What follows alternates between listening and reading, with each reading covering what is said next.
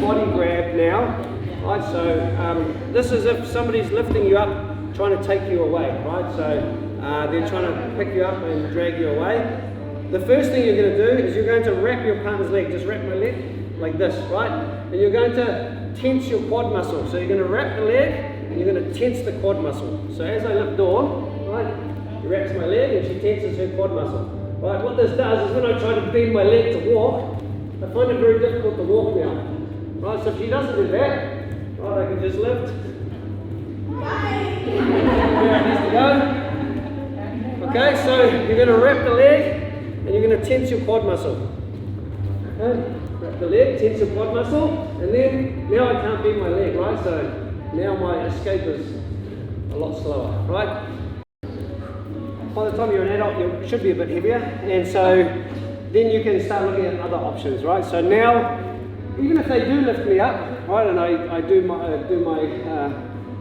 stretch my quad, right? The next thing I'm going to do is I'm going to drop my whole body on the ground, okay? And I'm going to try to lower my center of gravity, right? So when your hands are forward, and so let's say I've got 70% weight on my hands and 30% weight on my feet. Right, it's going to be impossible to lift most people from here unless they are kid size, right? And then that's why we do that. So when Dawn tries to lift me now, because my center of gravity is low, that makes it very hard to lift, right? Do the same thing on Dawn, right? She's light, but it's going to be the same thing, right? I grab Dawn, right? She drops into the middle, puts her weight on her hands, put 70% onto your hands, that's the one, right? And even if I try to lift now, it's actually quite hard because her center of gravity has dropped. But what you'll notice is for me to get some base to lift my partner, I certainly can't lift like this with my legs apart, right? Always what will happen, because we do this in jiu-jitsu, right? This is not just self-defense. We do this in sports jiu-jitsu, MMA, when somebody's trying to lift you up and suplex you onto the mats, right? So we know this works, not just for self-defense, right? So what you have to do is you put your leg in the middle to try to brace, to give you more power, right? Because you're using your leg now to try to power up. And that's exactly what we want. Right, so when I put my leg on the ground, Dawn's going to shift her weight back into her butt, which will make her hands light. She's going to pick my ankle with both hands and she's going to pull it towards her nose. Okay? So now, as you can see, Dawn has me in a knee bar. Okay, so what you want to do, hug the leg like you're hugging a friend, right? Okay, pull your feet towards your partner's butt and gently push your hips forward. Right, so what that's doing, that's hyperextending the knee, and eventually if you do it hard enough and fast enough, your knee will go backwards and your leg will pop, right? Okay, so that is your body hug to a knee bar, right? So I try to grab, Dawn drops straight.